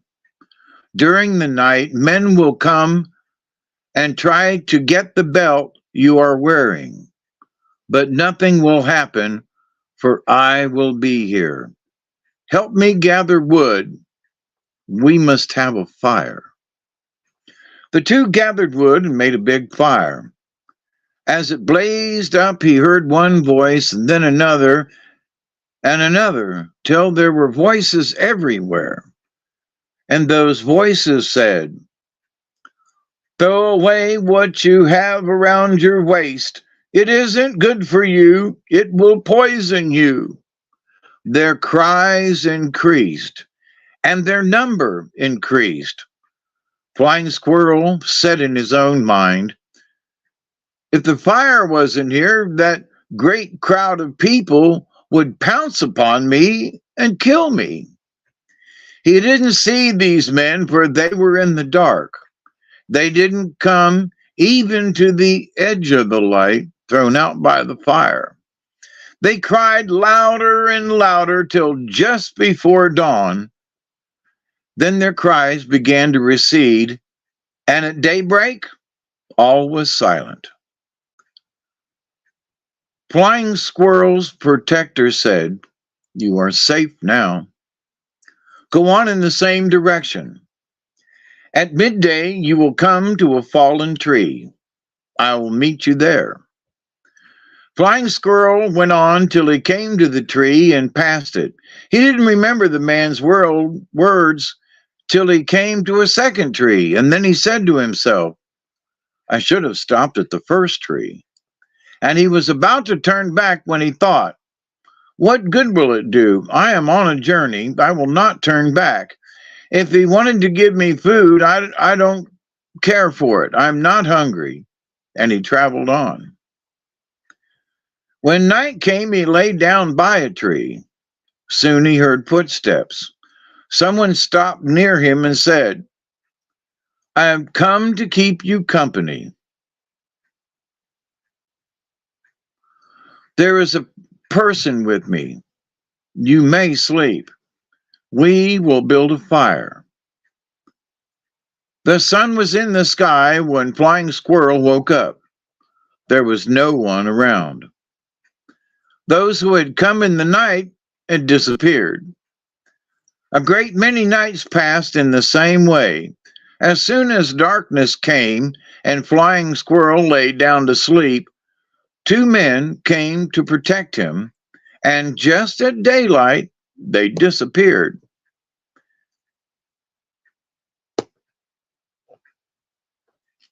At last he came to a precipice and could go no farther.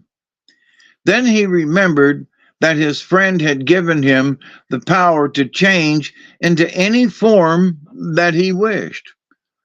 "My friend," said he, "I will be a black eagle and go down into the ravine and look around." That minute, he was an eagle. He flapped his wings, flew off, and came back, and then flew off quite a distance and began to sink down. After a time, he saw that there were trees under him.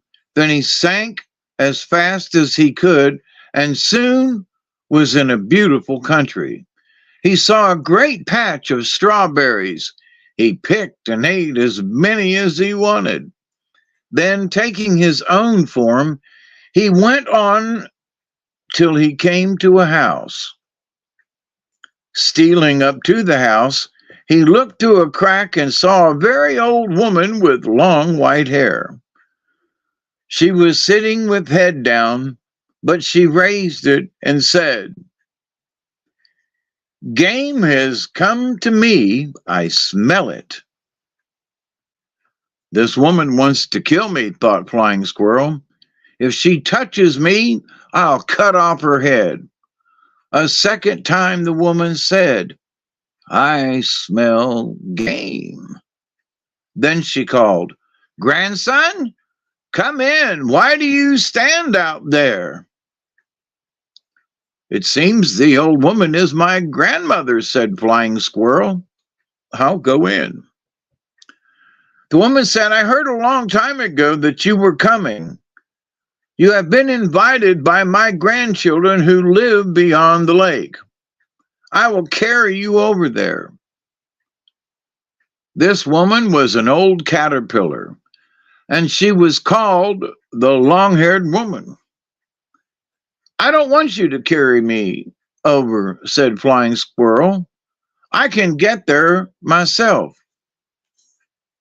"Well, grandson, I have a game that I play with those who come here.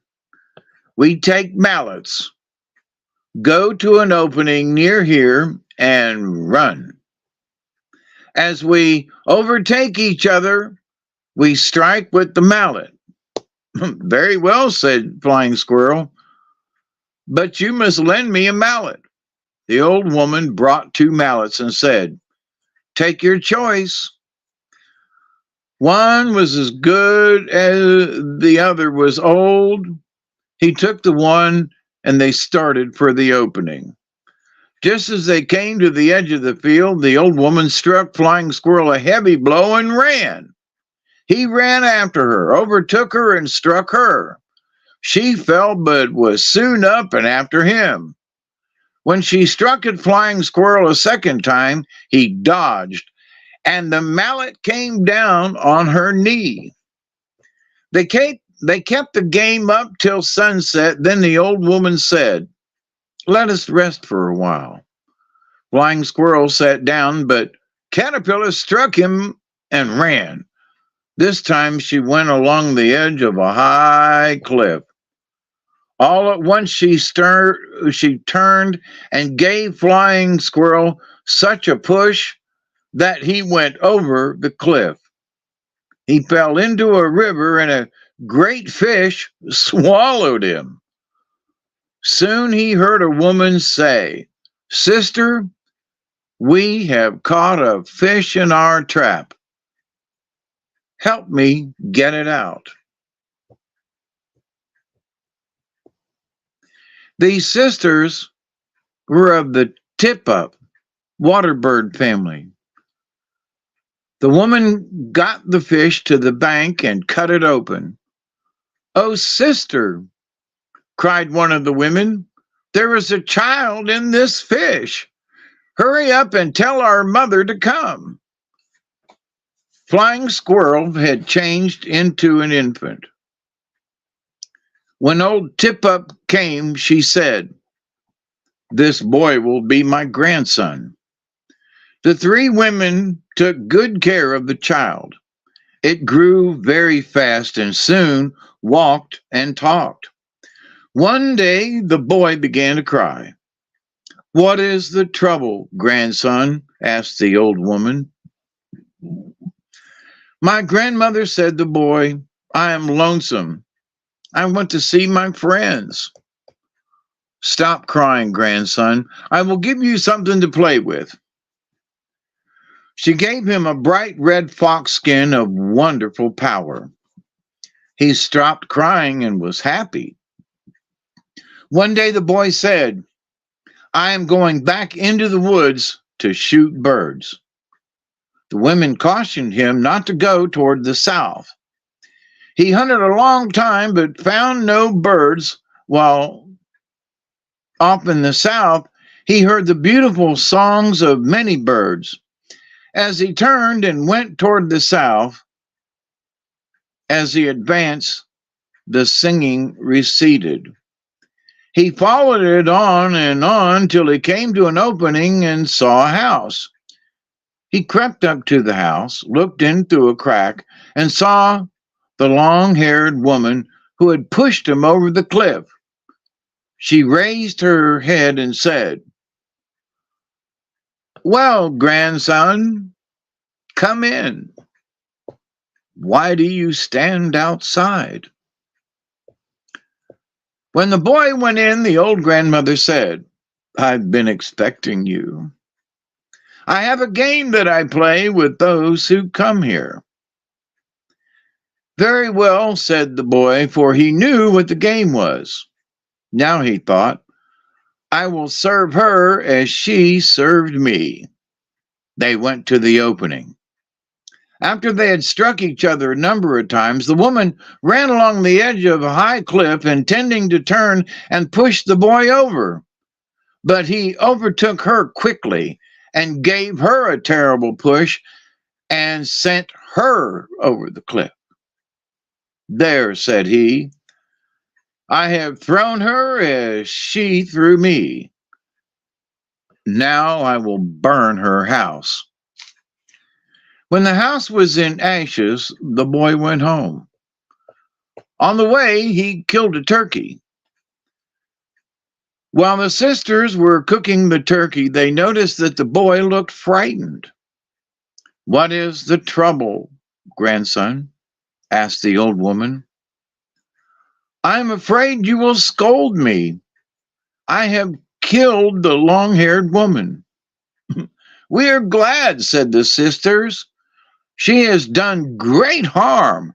Now you can go in any direction you like.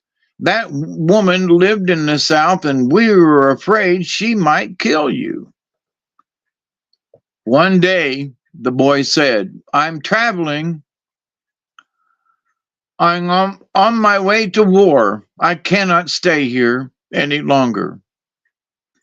The women urged and coaxed, but the boy wouldn't listen to them. He started off. After a while, he came to a lake. As he stood looking at the water and wondering how he could get to the other side, he remembered that once he had the power of flying, and he said in his mind, "I will see if I have that power now." Taking his own form, he went back a short distance and then raced as his feet struck the water, he gave a spring and went into the air. He came down, and as he touched the water, he sprang again, going forward somewhat. In this way, he traveled 2 days and nights and then reached land. He was hungry.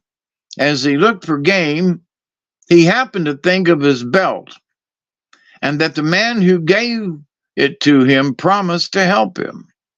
Then he said, "I wish my grandfather would send me a deer." That minute, a deer was in sight. Flying Squirrel killed it, then built a fire and roasted some of the meat. He ate and was satisfied, thanked his grandfather, and went on through a forest. One morning he saw a light ahead and soon came to a large opening. At one side of the opening was a village. Flying Squirrel went to the village and found that people who lived there were people who had summoned him to war. The chiefs said to the warriors who stood around,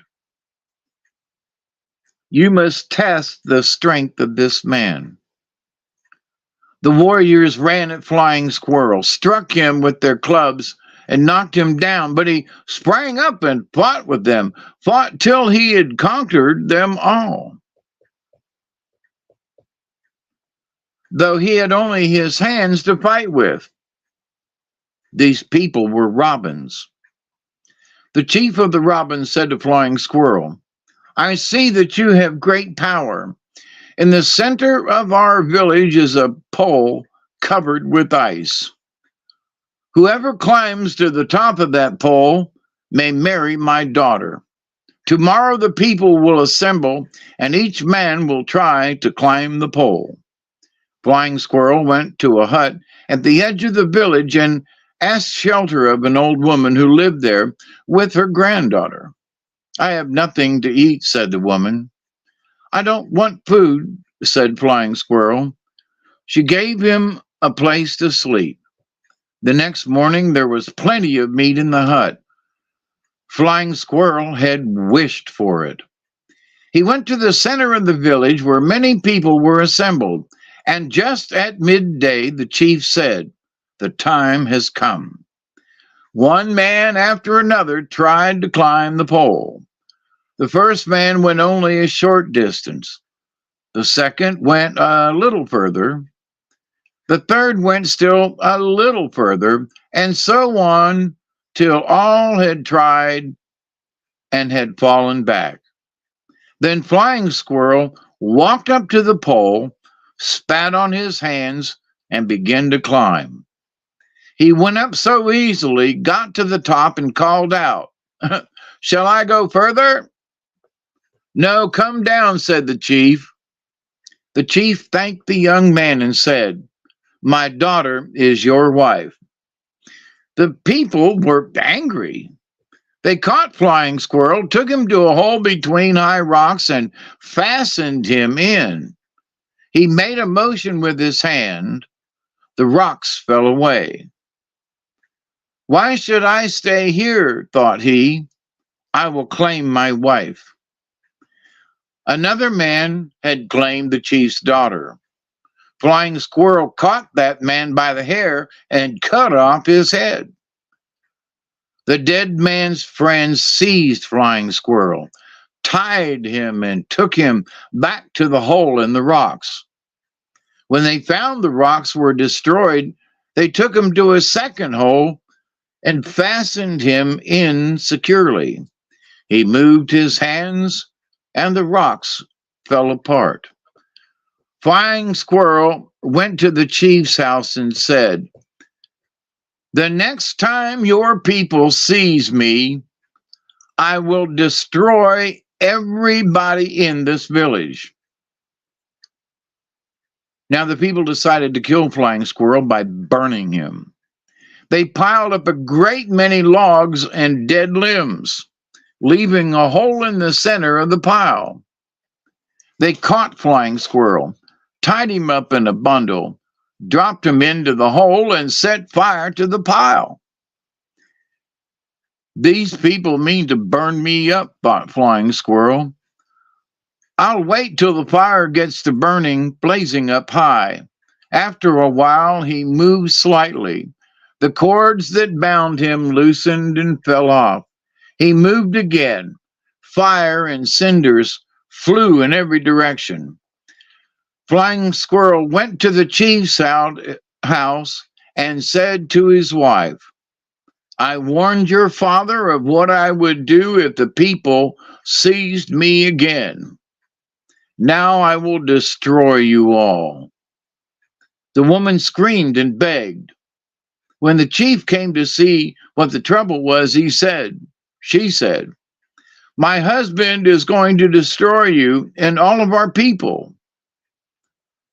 The chief begged him not to do this, called him friend, and said that he did not know what the people were doing, that on the morrow war would begin. At last, Flying Squirrel forgot his anger. The warriors were to start at midday. Flying Squirrel did not wait for them. Early in the morning, he set out alone. On the way, he came to a large, flat stone. He sat down on the stone and then ground it to dust with his basswood club. Taking a handful of dust, he threw it west in the direction of the enemy's country. The dust became a cloud and then a whirlwind, and Flying Squirrel went with it. He was in the center of the whirlwind. As the whirlwind approached the enemy's village, Flying Squirrel saw a great many warriors sitting near a large mound. These warriors were all of the ant family. When Flying Squirrel reached the mound, he plunged into the ground, the whirlwind following him. He ran north and south, went from one end of the mound to the other. The whirlwind killed every man that it passed, threw the dirt into the air, and leveled the mound. And then Flying Squirrel saw another mound lower than the first, but longer. He plunged into it and was halfway through when the chief of the ants and his warriors came and, seeing what was taking place, began to fight. Flying Squirrel defended himself, used all his strength and swiftness. Just at midday, the whirlwind died down and Flying Squirrel was left to struggle alone. The top of the mound fell off. Then the battle was out in the open. Other warriors came to help their chief, but soon Robin and his men came up, and with Flying Squirrel's help, they defeated the enemy. Then the chief said to Flying Squirrel, "You are free now. What we called you for is accomplished." Flying Squirrel went to the chief's daughter and said, "Get ready. We will go home." They started, but after one day's journey, they were overtaken by the women's people.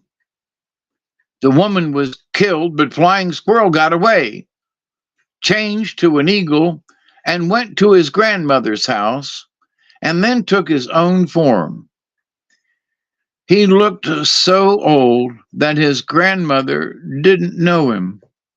She asked, "Who are you and where did you come from?" When he told her who he was, she was glad that he had come.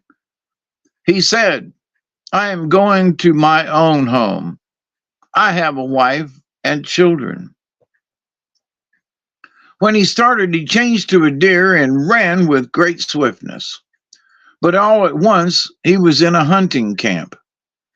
The hunters sprang up and followed him, but he was so swift that after a while they gave up and turned back. Flying Squirrel came to a lake and stopped. He didn't know how to get to the other side. He forgot his belt. He started to walk around the lake. The cliff grew higher and higher. He went along the edge of the cliff till he came to loose earth, and then he slipped off and fell. As he fell, he thought, "If I were a bird, I could save myself." That minute, he was an eagle. He flew high and far. Then looking down, he recognized the place he was passing. And coming to the ground, he took his own form. Going cautiously toward a house, he looked through a crack and saw an old man smoking. As he looked, the old man called out, "Come in, nephew. Why do you stand outside?" "I have found my uncle," said Flying Squirrel, laughing. "I will go in and see what he wants." "You've been gone a long time," said the old man. "Now we will play ball." "That is the game I amuse myself with," said Flying Squirrel. The old man's ball was a head. The clubs were sticks split at the end and tied apart with bark strings. They put their clubs against the head. It went flying toward the old man's inning. Both ran after it. Flying Squirrel got the ball and hitting it a blow with the butt of his club said, "You don't know how to play ball." The ball went to the Flying Squirrel's inning and he won the game. The old man begged for a few puffs of smoke. "You'll not get them," said Flying Squirrel.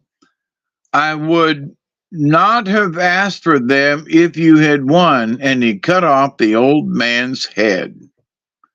Flying Squirrel traveled on till he heard voices.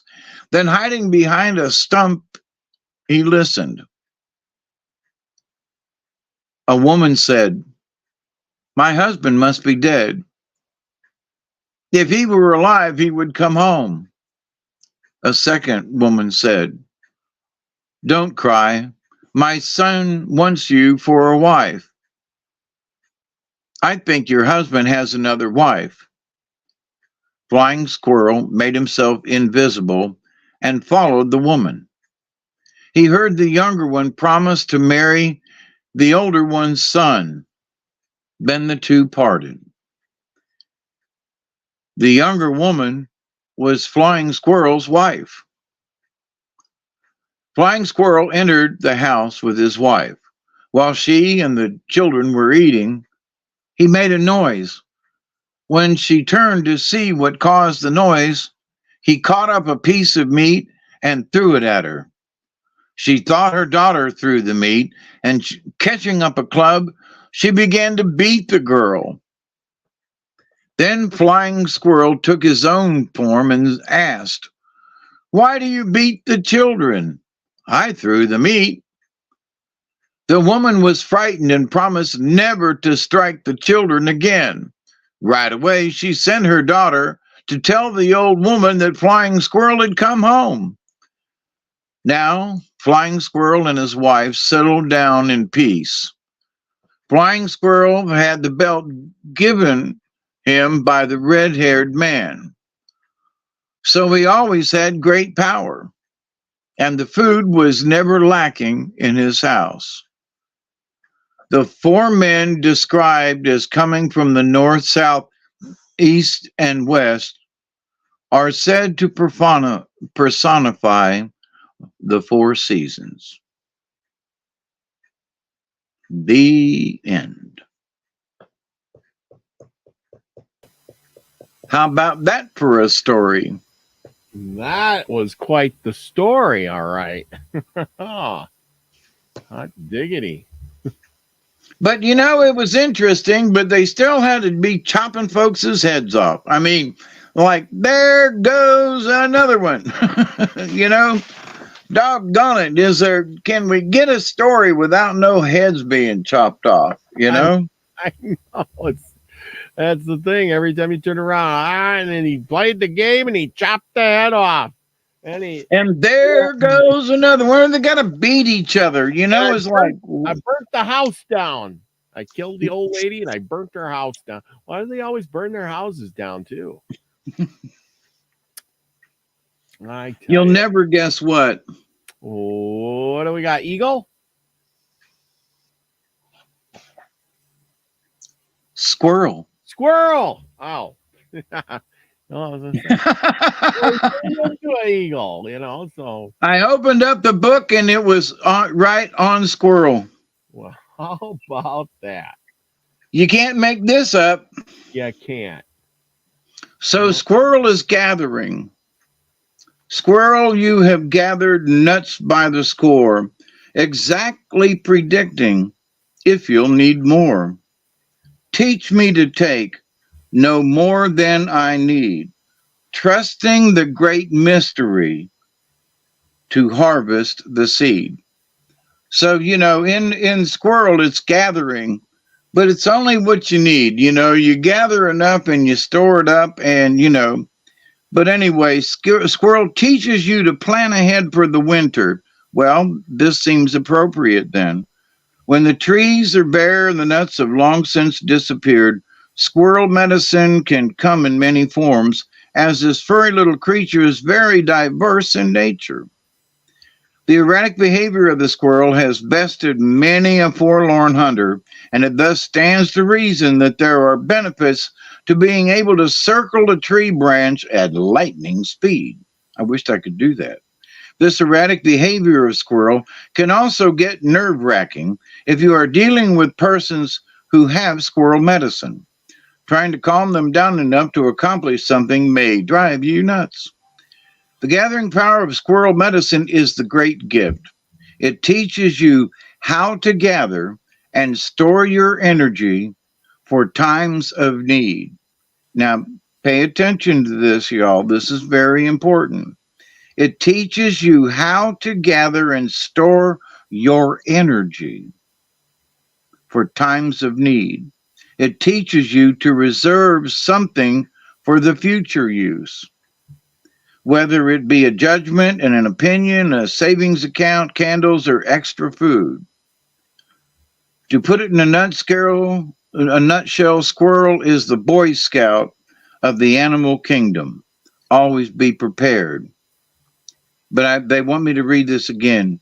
It teaches you how to gather and store your energy. Not just other things, but your energy. In today's world of changing times and fortune, it is the wise person who prepares for the future. Everybody's talking about it, right?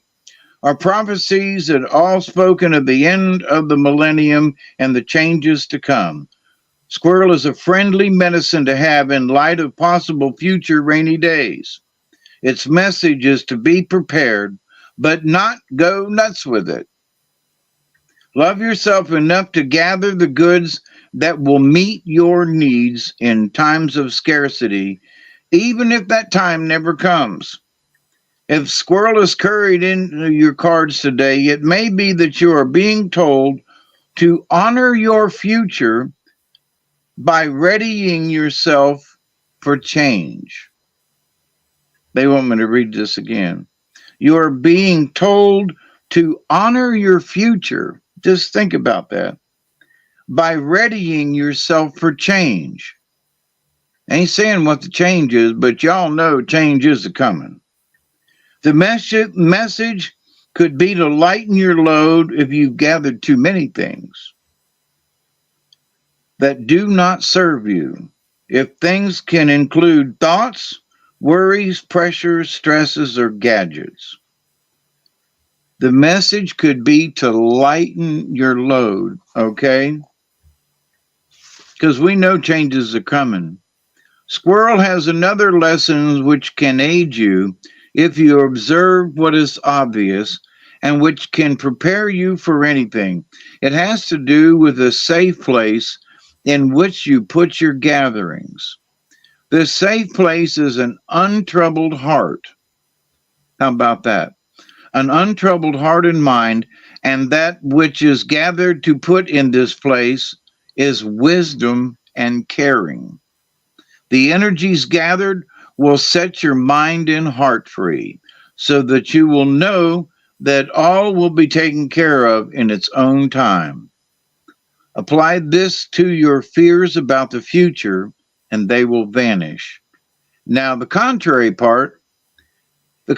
medicine of squirrel is the hoarder, a fearful person who expects the worst and is stuck in waiting for something to happen. And that is the trap. No action equals stagnation, but a little bit of squirrel's erratic energy might get things moving again.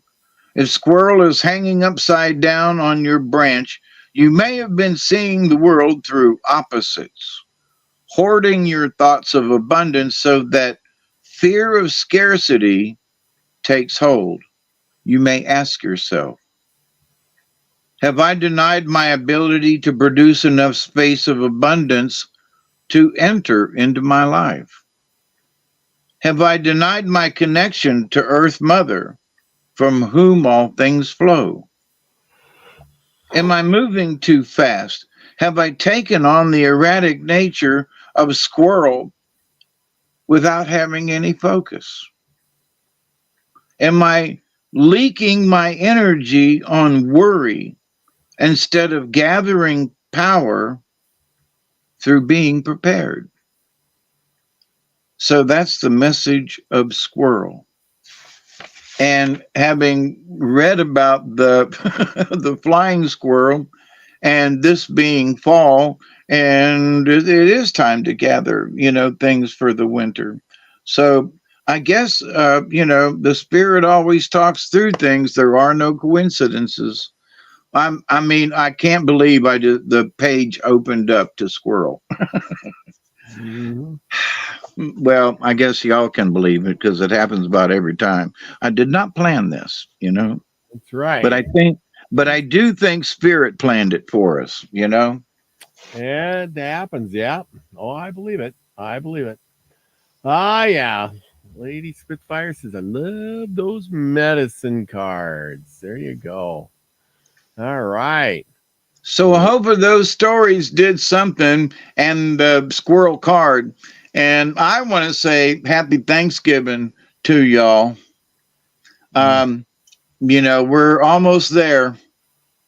And Almost. remember to say a prayer for Native American folks that they will forgive us. I'm a quarter Cherokee, so some of my relatives are probably rolling over in their grave. Mm-hmm. Yep. Yep. Make it a good Thanksgiving. Who knows what the world has in store for all of us, but be thankful what you got right now. Remember the best things in life, your health, your wisdom, the good friends around you, right? The best things in life is a good sweet tater pie. There you go. I'm hoping to get some good taters myself. Maybe I'll probably still be cooking food here. And yeah, but anyway, I'm going to cook myself a nice dinner for Thanksgiving. Yeah, I don't know what I'm going to have, but I got tomorrow off. I'm going to take it easy and pack a bunch of stuff and get ready to do some moving. And by next week, you'll be seeing my new house. So there you go. Ain't that nice? But Cool beans. yep. Enjoy Thanksgiving, everybody. Remember that, you know, Your life doesn't consist of all those things around you. We're only, renting this meat suit body for a little while, and then we move on. But what you can gain is all the memories and good times, and be thankful for that. So, with that, everyone, go out, be the frequency you want to receive, everyone. Love you all. Peace, everybody. Cheers.